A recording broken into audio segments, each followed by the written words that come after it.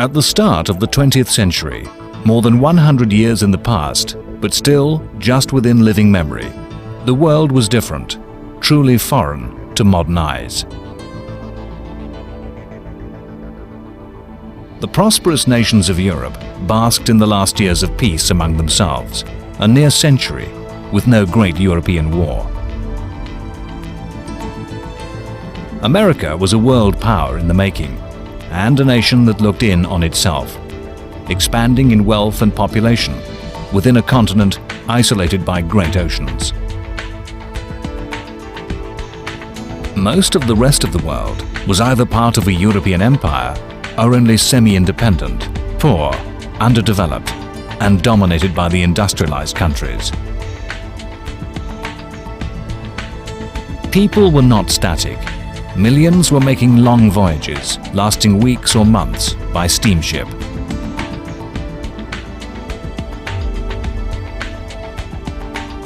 Europe was exporting its surplus population to those empires. Britain recreated itself in Australia, New Zealand, South Africa, and Canada.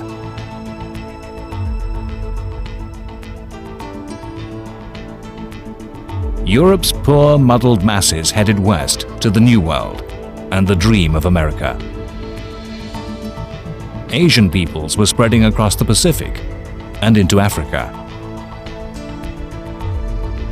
All through these new nations, being shaped from wilderness, snaked roads of steel. Railways. Railways carried migrants deep into newly opened continents and armies which ruthlessly suppressed any native resistance. Railways brought goods and raw materials to the coasts for export to the world. The facts of life in this world were that once people finished their long journeys of migration, they stayed put, be it on prairie homestead, Australian farm, or New York tenement, perhaps never again moving more than a few miles from their homes. The holiday, the vacation, a late 19th century invention, if taken, was just a short train journey away.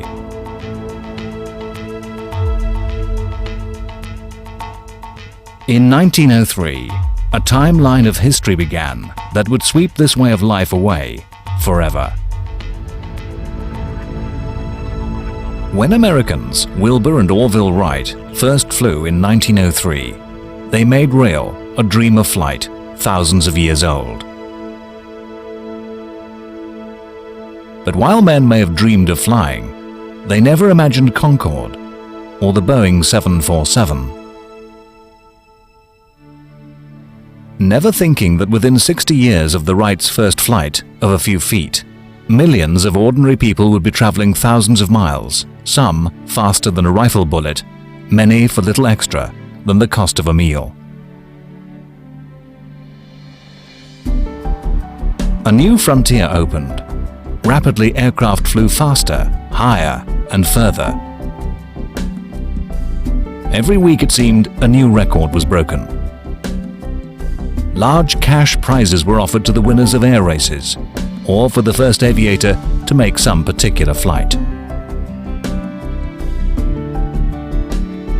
The Wrights were two among many engineers all over the world attempting to build machines that flew. The brothers had solved the complex problem of designing a propeller, but had not answered all the questions of flight.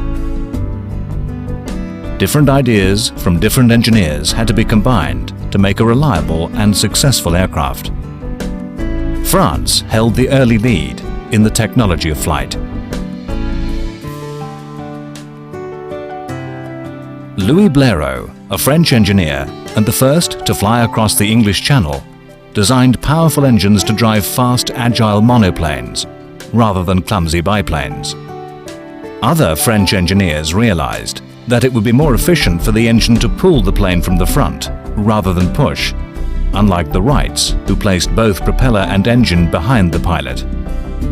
Many aviation pioneers died in crashes simply because they were crushed by the engine sliding forwards when their aircraft came to a sudden halt.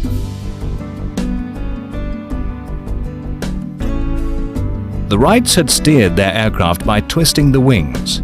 This was impossible to do with a larger aircraft, or a plane made of something tougher and stronger than thin wood and canvas. American engineer Glenn Curtiss invented wing flaps, still used today. The races, records and demonstrations of the early years did not prove the possibility of a profitable airline business carrying passengers or goods. In those years, before 1914, the only commercial flights with fare-paying passengers were being made by German Zeppelin airships. Airships were giant balloons, huge bags of lighter-than-air gas held within a rigid framework of metal. Majestic, steerable balloons with engines and rudders, and could carry heavy loads. By 1914, Zeppelins had already carried 37,000 passengers, mostly on sightseeing trips. Air travel would not and could not have progressed without the impetus of war. In 1914, Britain's armed forces had just over 100 aircraft. By 1918, they had 20,000.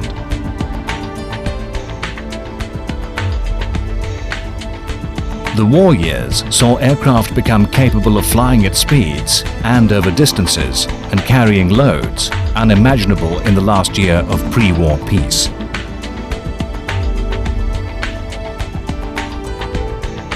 The progress was such that in 1919, two British airmen, Captain John Alcock and Lieutenant Arthur Whitten-Brown, were the first to fly the Atlantic non-stop. They flew to win a £10,000 prize for the first to cross the ocean. A transatlantic flight had already been made by an American pilot crossing in island-hopping jumps. The plane Alcock and Brown used was a British long-range bomber, originally designed to attack Berlin.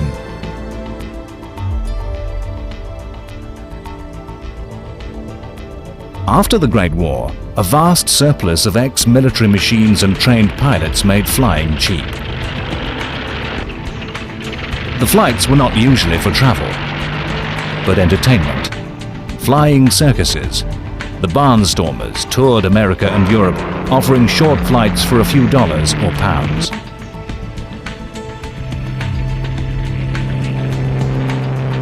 The pilots performed displays of aerobatics and death-defying stunts. Aeroplanes were cheap, so was human life. These were years of economic depression, and pilots desperate for money started to risk their lives.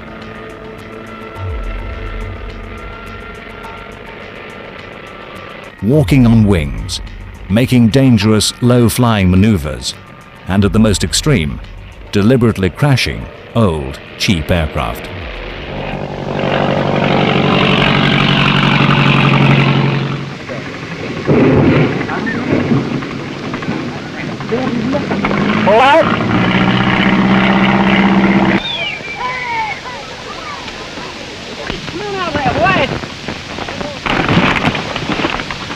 Hello, boy, you hurt?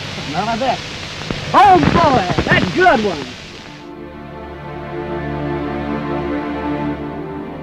At the same time, some ex-military flyers were taking their chances with the very first commercial air services, from which would grow many of the world's great airlines. These primitive air services used converted bombers.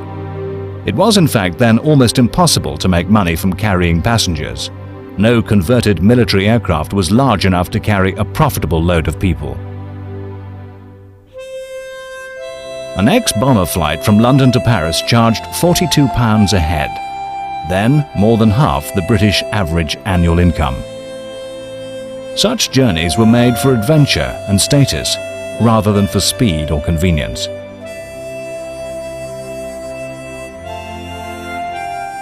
(1927) saw one of the most significant events in aviation history.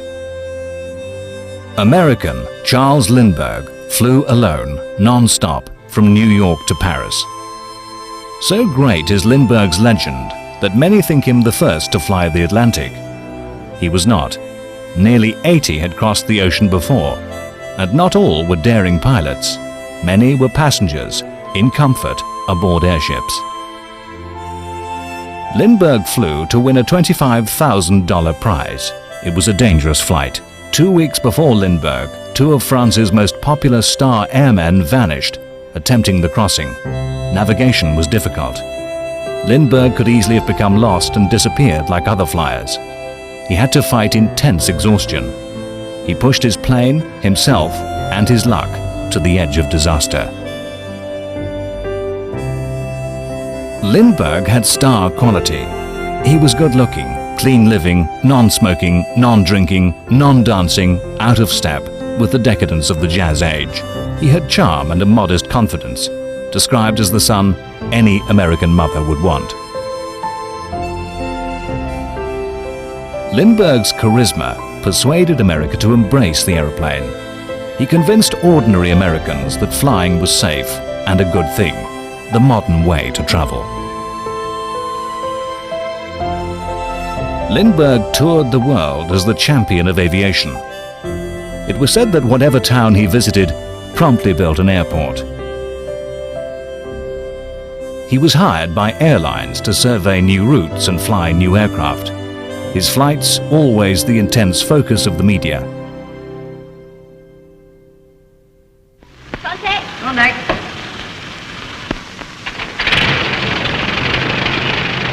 Star aviators became key players in the 1930s promotion of air travel. British Amy Johnson became a darling of the British public following her 1930 solo flight from London to Australia. For Britain, it was a powerfully symbolic act, connecting the mother country to one of the remote outposts of British civilization, promising to link families, literally, a world apart.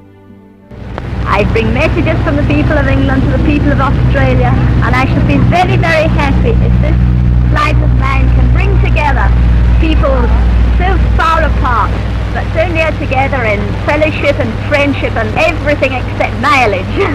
If you could get aeroplanes bring you together, that would be so much better, and get people coming out every week or so as I have done.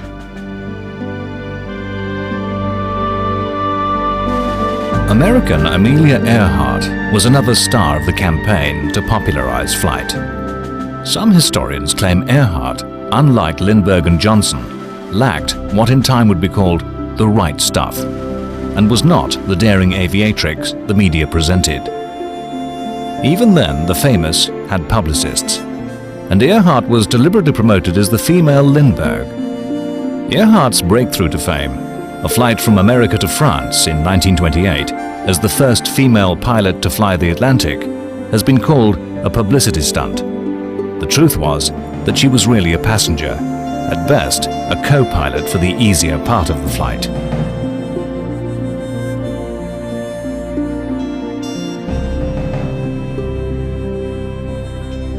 Many of the aviation stories filling the newsreels of the early 1930s were about airmail services. Airmail was central to the early growth of air services. Before fax and internet, letters were profitable cargo, with customers prepared to pay a premium to get post to its destination. Airmail was important both to the wide world European empires and to America, a nation that crossed a continent. Governments passed laws promoting airmail, offering lucrative contracts which were effective subsidies to growing airlines. The power to award contracts was used to suggest, if not force, mergers between companies that made the airline industry stronger and more efficient.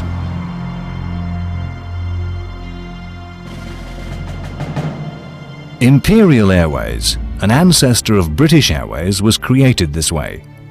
In America, TWA, United, Eastern and American Airlines were born from US government-suggested mergers.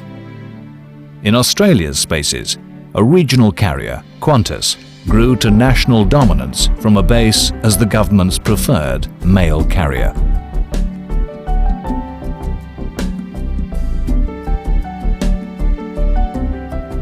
By 1929, KLM, Dutch Royal Airlines, were flying an 8-day service, then the longest in the world, to Holland's Eastern Empire in the Dutch East Indies, now Indonesia.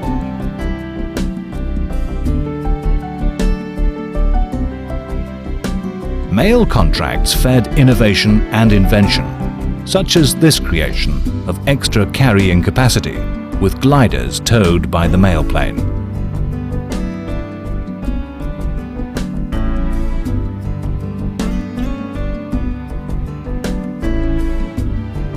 Airlines found governments laying down conditions. To get the mail contract, there had to be room for passengers as well as letters, and aircraft had to be able to fly at night, forcing airlines to create technologies for navigation in the dark.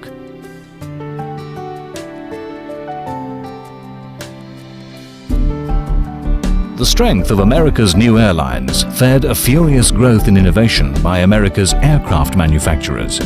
Many of the new airlines had exclusive deals with specific manufacturers, Boeing with United Airlines and Douglas with TWA.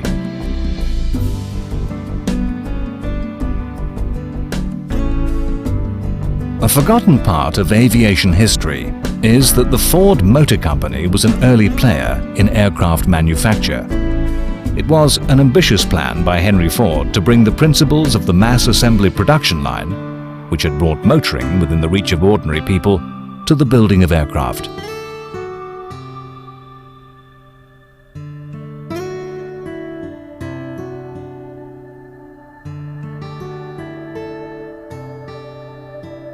Many new airlines used the Ford tri-motor. They were functional and ugly. Their boxy shape dragged the aircraft back, but they were dependable, strong and safe, and they were cheap. In the end, Ford realized the aircraft and automobile markets were not and never going to be the same, never to the same scale, and Ford aircraft passed into history.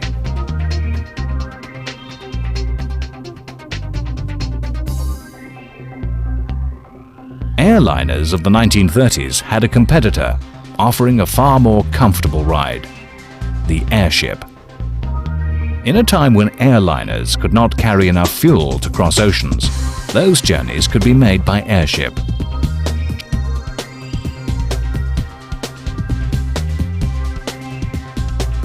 Germany's Zeppelin company led the world in airship technology. Its airships in World War I terrified the British people, though in truth they had been ineffective weapons. Many countries tried to build airships in the 1920s, and nearly all attempts came to grief and tragedy.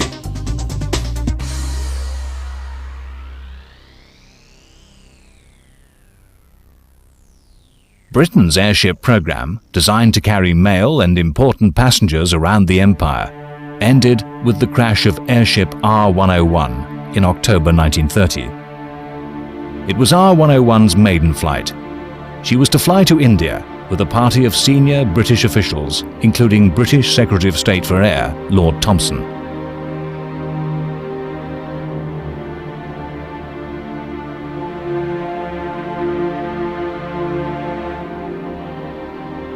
Thomson had insisted the flight go ahead, despite worries that R101 was unsafe. He had publicly stated that R101 was as safe as houses. Thomson died as just hours into the flight, R101 crashed in northern France in a storm. The British airship was simply uncontrollable in bad weather. Britain's airship program was abandoned.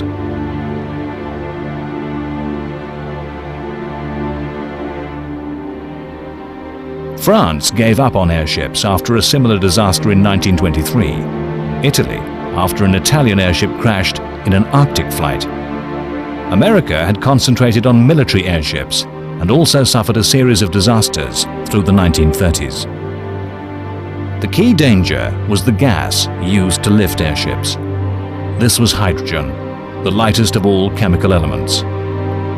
Highly inflammable, hydrogen could be ignited by the slightest spark, turning minor incident into a major disaster. The truth was, airship design was as complex and difficult as aeroplane construction, and only Germany had the know-how and skill to make the airships work.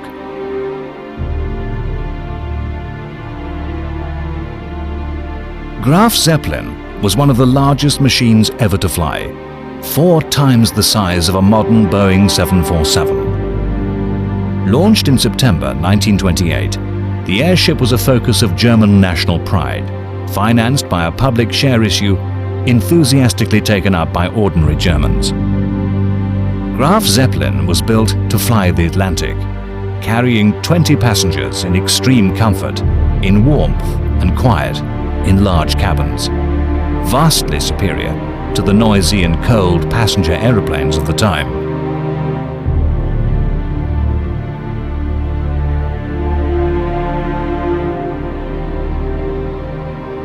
Even so, a Graf Zeppelin ticket cost too much to attract enough passengers.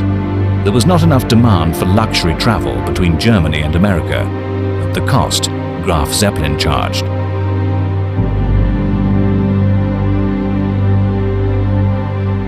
Graf Zeppelin was successful as a luxury air cruise ship, taking holidaymakers on sightseeing trips and making journeys to Brazil, where a German expatriate community provided enough demand for the flights. Germany pressed ahead, building a new, even larger airship that could make the transatlantic route pay.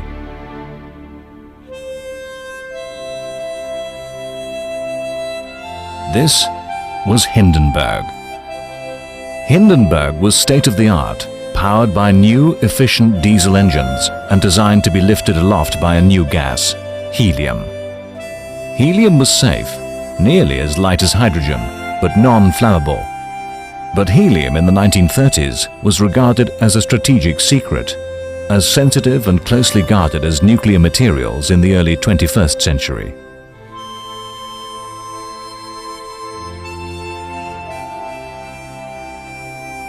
The United States monopolized helium production and refused to supply Germany, so Hindenburg flew with hydrogen.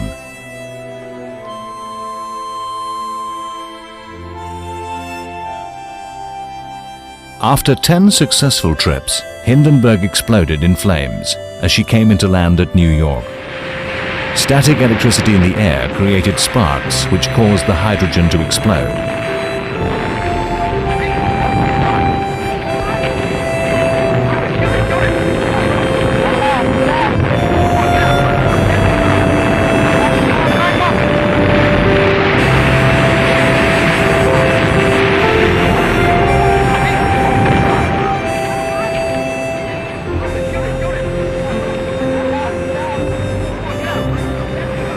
Newsreel cameras were in the right place at the right time and recorded the horror for the world to see. It is amazing that there were survivors. It was one airship disaster too many and destroyed any confidence in the airship as a means of travel. Of 161 airships built, 60 came to an end, like Hindenburg.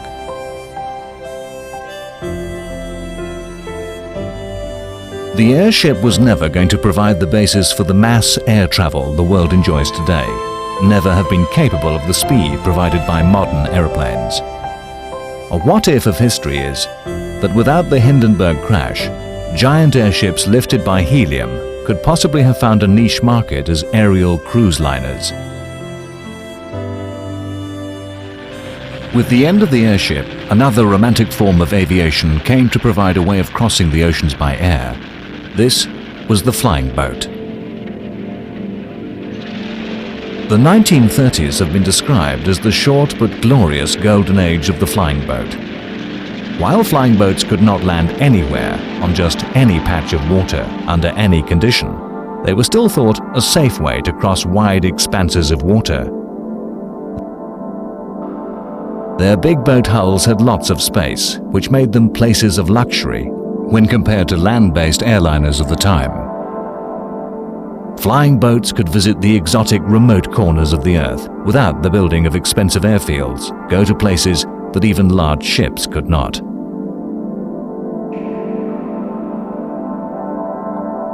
While many American airlines focused on routes inside continental America, Pan American, founded by the dynamic entrepreneur Juan Trippe, concentrated on flying boat travel from America's coasts. Deals with government once more played a part, as Tripp secured a monopoly of US mail contracts to the Caribbean and South America. Tripp hired the glamour of Lindbergh to pilot a fabulous PR set piece of an island-hopping flight around the Caribbean. Pan Am extended their routes down the coast of South America. It became fashionable for the rich to fly down to Havana for a weekend break, or to Rio for a holiday.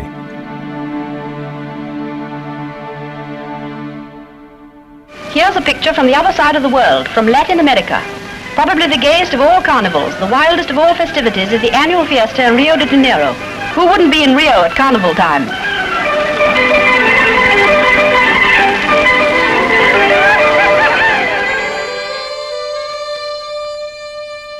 Ever larger flying boats, which Pan Am called Clippers, were introduced and became regular props in glamorous Hollywood movies. The Atlantic route would, as today, have been the most profitable for the flying boats, but were mired in arguments over landing rights. European governments were determined that the American carriers would have to share the profitable routes with their own national airlines. Blocked in the Atlantic, Pan Am turned to the Pacific. In 1931, Lindbergh again took a flying boat to China and Japan via Alaska.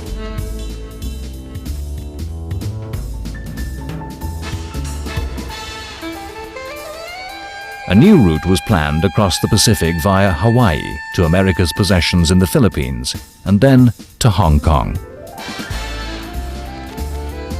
Even the most modern Pan Am Clippers were challenged by the distances of the Pacific. It required the invention of new radio navigation equipment just to find the island specks of coral which were to be the flying boat's stopovers. Again, political leverage was needed. Pan Am even persuaded the US government to annex Wake Island so it could become a flying boat base.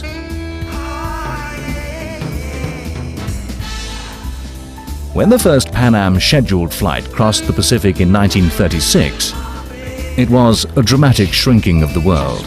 3 days, San Francisco to Hong Kong, when the sea voyage took 3 weeks.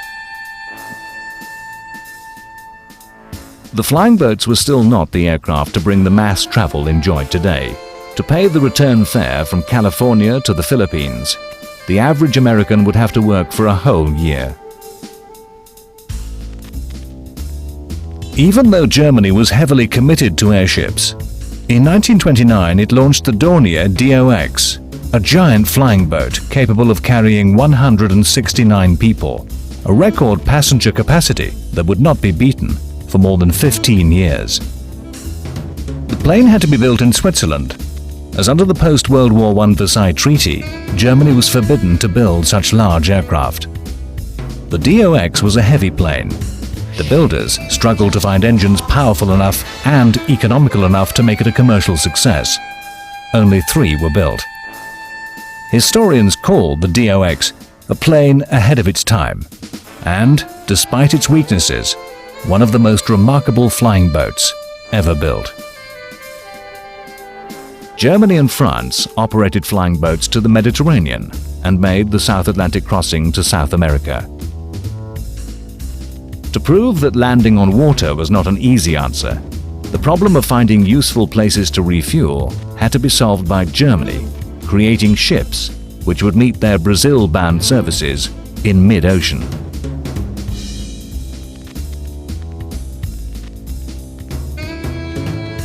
Britain introduced flying boats to its Imperial Airway services from 1929. British flying boats traced their way past the landmarks of Britain's empire to South Africa, India, and Australia. The journey to Sydney could take 9 days.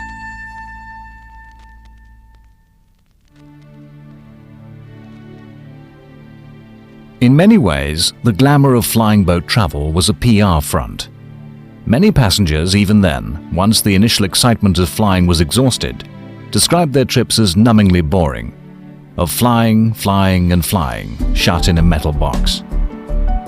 Flying boat services often made stopovers at night, the passengers sleeping in hotels. Again, this was not as luxurious as it sounds. The plane might arrive late at night and take off a few hours later in the early morning. Even then, airlines responded by fitting beds in their planes. Just like land-based aircraft of the time, the flying boats were non-pressurized and had to fly through rather than above the weather, with all the discomforts of turbulence and air sickness. Britain overcame American intransigence over landing rights by sending its flying boats to Canada.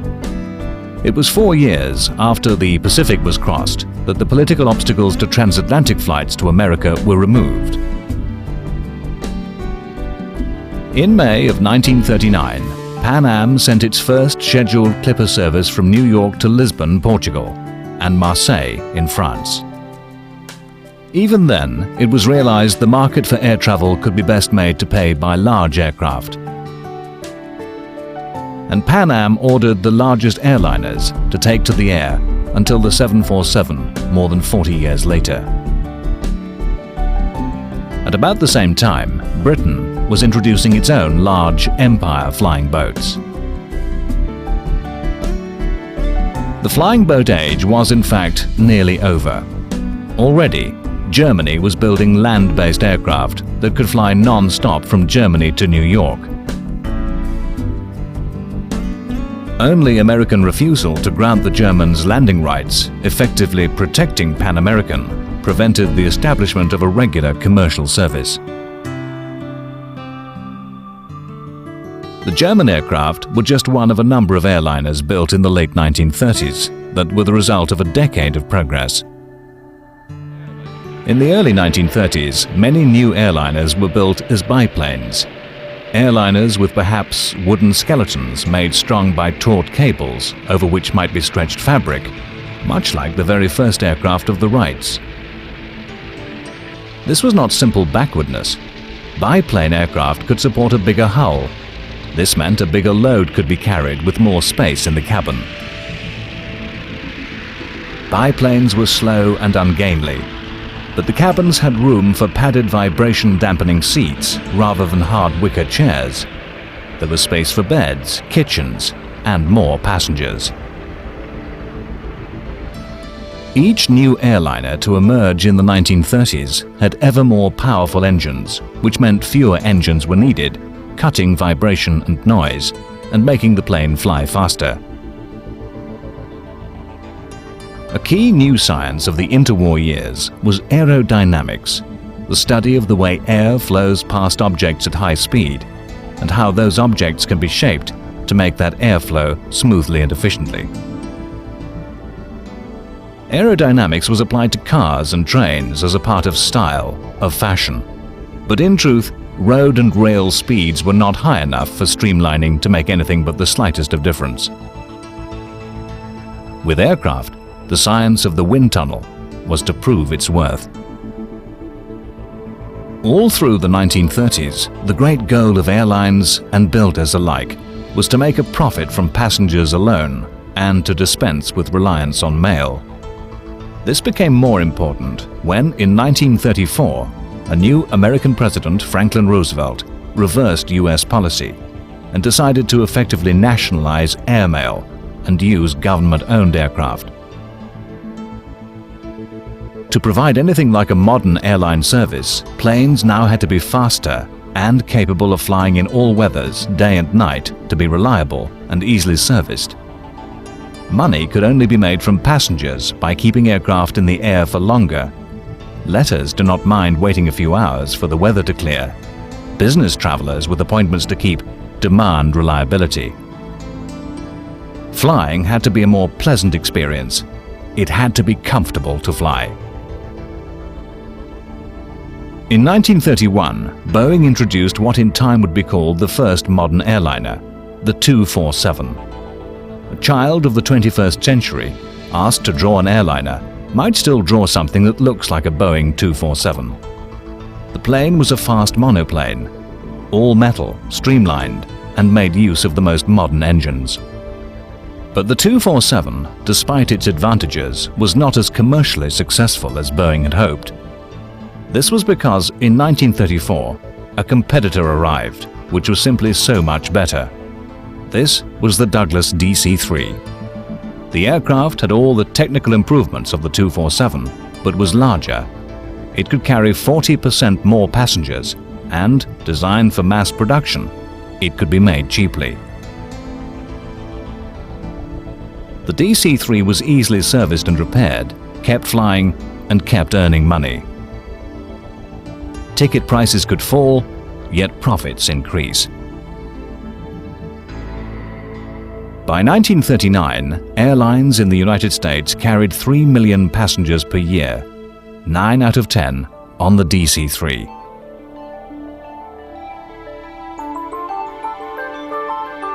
If the DC-3 was the most successful of the new generation of 1930s airliners, the most stylish was the Lockheed Electra. The Electra was faster than its rivals. In 1938, American millionaire Howard Hughes, who would become an aircraft builder himself, flew an Electra around the world in 4 days. The Electra had all the drag-reducing improvements, such as retractable undercarriage brought by wind tunnel experiments. The DC-3 was more profitable, as it was a much larger aircraft, but the Electra still proved popular.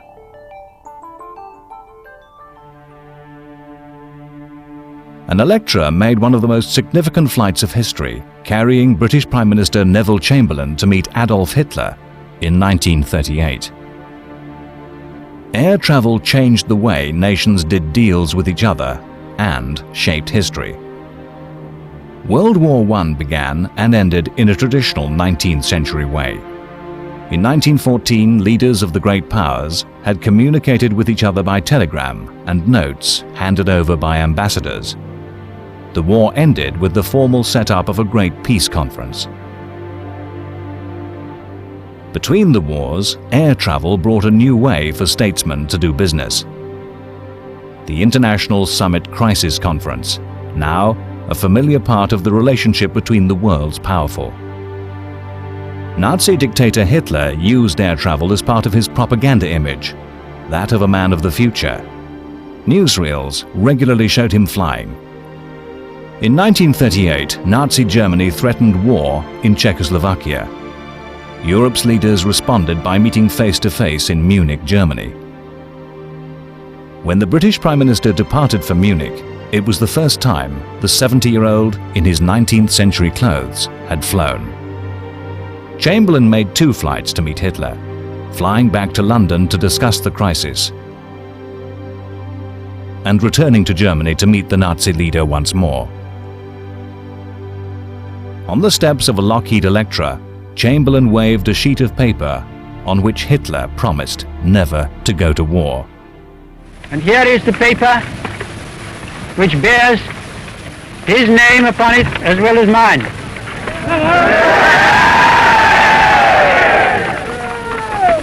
We, the German Führer and Chancellor, and the British Prime Minister have had a further meeting today and are agreed never to go to war with one another again. That scrap of paper was the result of a single, short, one-on-one meeting between Chamberlain and Hitler. How might history have unfolded had decisions been taken in the traditional way? With Chamberlain and his cabinet discussing letters and telegrams from a distance, rather than the British Prime Minister encountering the Nazi dictator's personal charisma and believing Hitler, who looked him in the eye and said, "Peace in our time." It was history made possible by air travel. When World War II began, manufacturers had a new generation of airliners waiting in development. The only problem left unsolved by the DC-3 generation of aircraft was of turbulence caused by flight at low altitude through the weather. To avoid the unpleasantness of air sickness, aircraft needed to fly above the weather in the thinner air of the newly discovered stratosphere, high above the Earth's surface. To do this, aircraft had to be pressurized with an artificial internal atmosphere so passengers and crew could breathe and not freeze to death. engines had to be redesigned to breathe thinner air. In 1939, Boeing planned to overtake Douglas with a plane they called the Stratocruiser. It had a pressurized cabin and new engines that could work in the stratosphere with newly refined, richer fuels. Boeing were not the only builders thinking this way. Germany's Fokker-Wulf company had developed the high-altitude long-range Condor airliner. Douglas planned an enlarged version of the DC-3, the four-engined DC-4. Lockheed had a successor to the Electra, a long-range, high-altitude airliner in development. This last pre-war generation of aircraft would benefit from money poured into wartime development to convert them into efficient military transports. During the war, the already proven DC-3 would be turned into the C-47, the Dakota, a military transport plane delivering troops, paratroopers and supplies all over the world. 322 DC-3 airliners were built, but 11,000 C-47s were built for the war.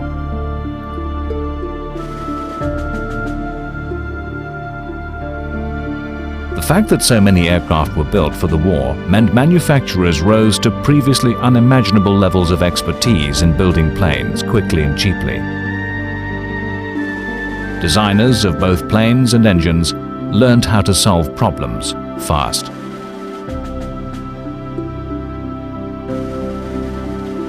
With the coming of peace, some pre-war ways of flying resumed. Britain's Empire flying boats resumed their journeys, but soon disappeared just a few years into the peace. When peace came, air travel was set to expand to a whole new level, and post-1945 international politics also meant many, though not all, of the old restrictions on airspace which protected national interests were removed. The same year, Howard Hughes launched the giant Hercules flying boat. Hughes was famously an eccentric. The huge plane was built of wood, which Hughes insisted remained the right material for aircraft construction. The media nicknamed the Hercules the Spruce Goose. The Spruce Goose was obsolete before she ever flew, her one and only flight with Hughes himself at the controls. The truth was that the time of the flying boat and the wooden plane was over.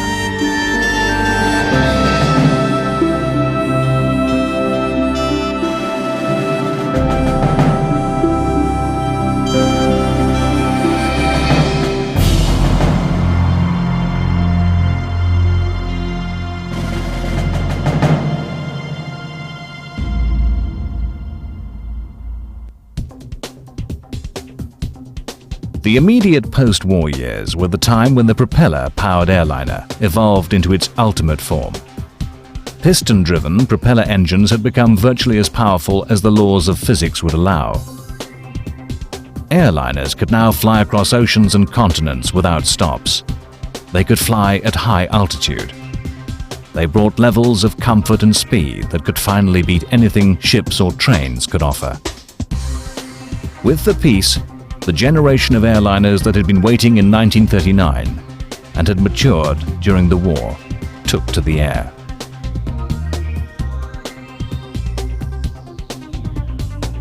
The Boeing Stratocruiser was, even then, a plane that had 2 floors with a staircase in between decks.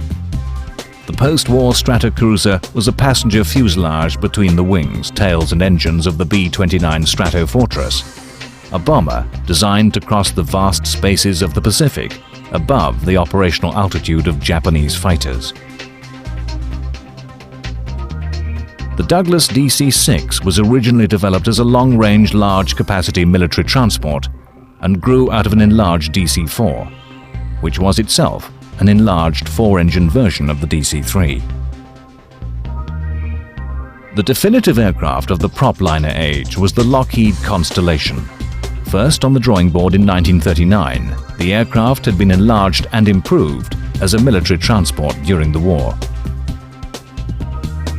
There was little between the DC-6, Stratocruiser and Constellation in terms of performance, but the Constellation ranks as one of the most stylish aircraft ever to fly. In World War II, propeller-powered aircraft reached the limits of what they could do. This was true of military aircraft, and it would soon be true of the propeller airliner. The future lay with jet-powered flight. The jet engine was invented in the early 1930s by British RAF officer Frank Whittle. Whittle was largely ignored by the British aviation establishment, and it was in Germany that the first jet took off. Germany deployed the first operational jet fighters, soon to be followed by the RAF. Jets could fly faster and higher than propeller aircraft. With the world's air forces building jets, it was inevitable the new technology would turn to commercial air travel. Inevitable, but not immediate. Air forces could afford the high cost of jets, which were thirsty for fuel, expensive and difficult to maintain, but worth the money for superior fighting performance. Commercial aircraft had to be economic to operate. High investment on reliable prop airliners meant America was at first reluctant to pursue jet airliners. For a short period, a transitional generation of airliners emerged that were hybrids of jets and propeller planes. The turboprop. True jet aircraft drive the plane forward by shooting out a fast jet of gas. The turboprop instead uses the energy in the gas jet to turn a turbine, which itself turned a propeller. It gave the turboprop airliners higher altitude and some greater speed. But the turboprop airliners, such as the British Viscount, were only a halfway house. The future lay with pure jets. After Germany's defeat, Britain was in the forefront of jet development and saw an opportunity to establish a lead over America. In 1949, the British de Havilland Company began work on the world's first jetliner, the Comet. The plane entered service in 1952 on the British service to South Africa. The aircraft was an immediate success, faster and more comfortable than any prop liner, and it was a stylish, good-looking aircraft. Passengers fought for tickets, and airlines all over the world wanted Comets. Then, in 1954, Comets began to disintegrate in mid-air. It was found that the design was flawed with structural weaknesses. The Comet fleet was grounded, and the plane had to be redesigned. Meanwhile, Boeing was designing a jetliner. Today, Boeing is one of the world's two leading manufacturers of commercial aircraft. In the 1950s, they were some way behind their American rivals Douglas and Lockheed, and best known as a military manufacturer. The US government had given Boeing the money to design a large, long-range jet aircraft that would not fall apart. The giant intercontinental nuclear bomber, the B-52. Boeing applied this expertise to create an aircraft that was for both military use as a tanker and as a commercial airliner. The Boeing 707. While British engineers wrestled with the problems of Comet, Boeing had the time to perfect the 707. With the Comet on the ground and back on the drawing board, the 707 had no competition. Even had there been a rival, the 707 would have been a hard act to beat. It could carry twice as many passengers as the Comet and flew at nearly 600 miles per hour, a speed identical to most of today's aircraft. It could fly long distances without stopping to refuel. The 707 was robust, reliable, and economic. Its airframe so strong that it could be placed into a barrel roll flying upside down like a fighter jet, though this maneuver was never performed with passengers aboard. The 707's speed and range literally cut the size of the world in half.